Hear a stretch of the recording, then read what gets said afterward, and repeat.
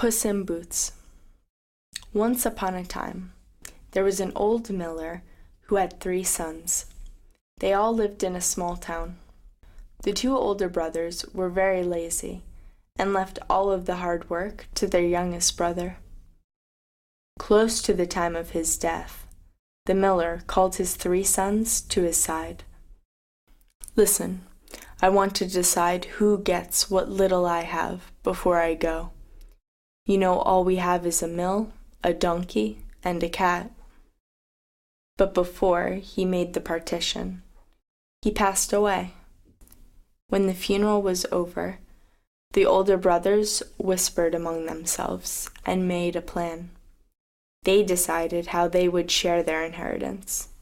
They called their youngest brother. "Come here, we've made a decision. Our father left us 3 things, a mill, a donkey, and a cat. And we are 3. Now we should share it. I am the eldest of us, so I am going to have the mill. Little brother is going to have the donkey. You are the youngest of us, so you can get this useless cat. Go and make your own way in the world," said the eldest brother. The youngest brother was not pleased with his share, but he was left with no choice, so he did as he was told. He took his father's old boots, put them in a sack with some food, and left their house with the cat to see the world. He set off down the road. The cat followed him. They walked for a long time. The boy got tired. He sighed. "What are you good for, Puss? My brothers can make their living with their stalks. How can I make a living? You are the only thing I have. If I eat you up and make me a muff of your skin, I must die of hunger." The cat heard all this, but made as if he did not. He said to him with a grave and serious air, "Don't despair, master. Just give me a sturdy pair of boots and a large sack, and I will take care of the rest. You will see that you have not so bad a portion in me as you imagine." "A sack and a pair of boots?" asked the boy. "What will you do with them?" The youngest brother couldn't imagine why his cat needed a sack and a pair of boots. He had often seen him play a great many cunning tricks to catch rats and mice. He used to hang by the heels or hide himself in the meal and make as if he were dead to deceive them. The cat also afforded him some help in his miserable condition. "What do I lose if I give him what he wants?" he thought. He took out his father's old red boots from the sack. "I only have these old boots," said the boy. "Okay, master, they work," replied Puss. The cat cleaned the boots, licking them up, and polished them with his skin.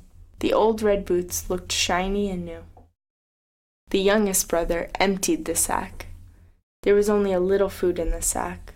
He shared the food with his cat. It was empty now, ready for the cat's use. "Now you can have the sack too." The cat meowed. He got the boots. Slipping into the boots, the cat grabbed the sack and put it around his neck. He held the strings of it in his 2 forepaws and ran off into the forest, where there was a great abundance of rabbits. There he opened the sack, put some bran and sow thistle into it, and stretching out at length beside his sack as if he was dead, he waited for some young rabbits. As the cat expected, he didn't have to wait for a long time. A rash and foolish young rabbit, not yet acquainted with the deceits of the world, appeared. He saw the cat lying on the ground, motionless. He thought the cat was dead. He came close and rummaged through his bag for what he had put into it. When he saw the bran and sow thistle, he jumped into his bag to get his share. "Ha ha! Got you," said the cat. The cat immediately drew close the strings, took and killed him without pity. Proud of his prey, He went with it to the palace and asked to speak with His Majesty. He was shown upstairs into the king's apartment, and making a low bow reverently, said to him, "I have brought you, your Majesty, a small present, a rabbit from my noble lord, the Marquess of Carabas." "Tell your master," said the king, "that I thank him, and that he does me a great deal of pleasure." "I will," said the cat. After that, Puss came to the king every day, bringing a new rabbit or partridges he had captured. The king received the rabbits and partridges with great pleasure, and ordered him some money for drink. As the rabbits and partridges multiplied, the king grew more and more curious about the mysterious Marquess of Carabas. One day, Puss overheard that the king was planning a picnic by the river with his daughter, the most beautiful princess in the world. This gave him a brilliant idea. He ran back to his master to prepare him. He said, "Master, if you follow my advice, you will have a fortune. Now just jump into the river and wash yourself in the river, and leave the rest to me." The boy was surprised and said, "But why? I don't need a bath." The cat said, "Don't ask why. Just do as I ask, and I will explain everything later." The boy did what the cat advised him to, without knowing why. While he was washing, the king passed by, and the cat began to cry out, "Help, help! My lord Marquess of Carabas is going to drown." The king heard the cat. He was surprised, as he recognized the name immediately. "What? The Marquess of Carabas? We must help him right away." The king sent his servants into the water to rescue the Marquess. While they were drawing the poor Marquess out of the river, the cat came up to the coach and told the king that, while his master was washing, there came by some rogues who went off with his clothes, though he had cried out, "Thieves, thieves," several times, as loud as he could. Of course, this was a lie, and Puss had hidden the clothes away under a big stone himself. The boy held his tongue and let Puss speak for him. The king felt sorry for the Marquess's plight and called his servants.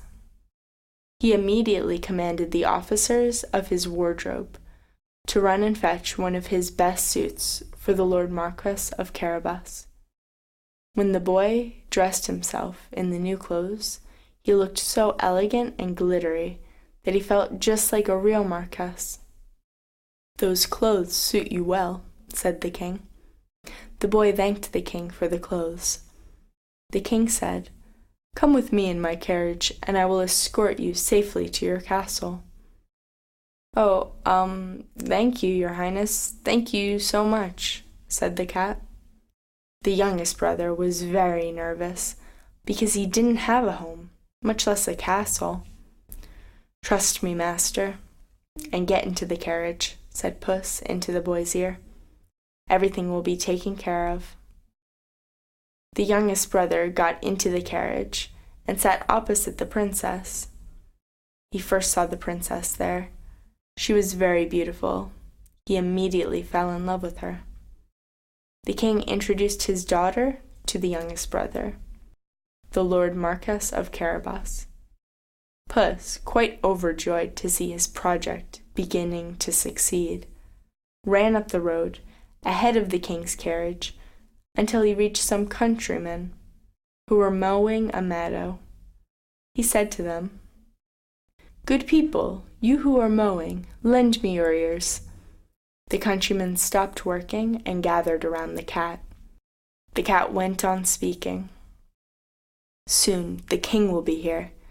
If you do not tell the king that the meadow you mow belongs to my lord Marquess of Carabas, you shall be chopped as small as herbs for the pot." The countrymen were terrified. They said they would do what he wanted. When the king's carriage passed the meadow, the king stopped the carriage.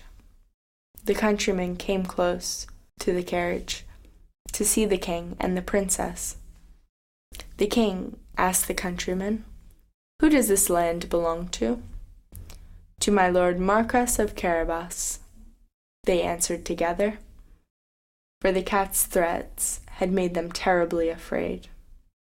"You see, sir," said the Marquess, "this meadow yields a plentiful harvest every year. Yours, Majesty." The king nodded and smiled. The master cat, who went on as before, met with some reapers, and said to them, "Good people, you who are reaping, give me your ears. Soon the king will be here. If you do not tell the king that all this corn belongs to the Marquess of Carabas, you shall be chopped as small as herbs for the pot." A moment later, the king's carriage appeared. He stopped the carriage. He got out of his carriage and saluted the reapers, then asked the same question, "Who does all that corn belong to?" "To my lord Marquess of Carabas, your Majesty," replied the reapers with fear. The king was very well pleased with this answer, as well as the Marquess. The king congratulated him. The master cat went on as before. He said the same words to everyone he met, and the king heard the same reply, "To my lord Marquess of Carabas." The king was astonished at the vast estates of my lord Marquess of Carabas. Puss ran up the road ahead of the king's carriage. This time he reached a large wheat field that belonged to a horrible ogre. He stopped and called out to the peasants who were gathering wheat, "Good peasants, lend me your ears. If you help me, I will rid you of the ogre. So please help me." Surprised, the peasants gathered to listen to the cat.